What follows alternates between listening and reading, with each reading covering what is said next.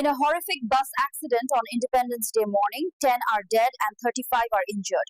Rescue operations are ongoing at the scene. স্বাধীনতা দিবসের সাত সকালে ভয়াবহ বাস দুর্ঘটনায় মৃত 10 জন, আহত 35 জন। স্থানীয় সূত্রে জানা গেছে, শুক্রবার সকালে দুর্গাপুরের দিকে যাবার পথে একটি বেসরকারি যাত্রীবাহী বাস একটি দাঁড়িয়ে থাকা ট্রাক্টরের পেছনে সজোরে ধাক্কা মারে।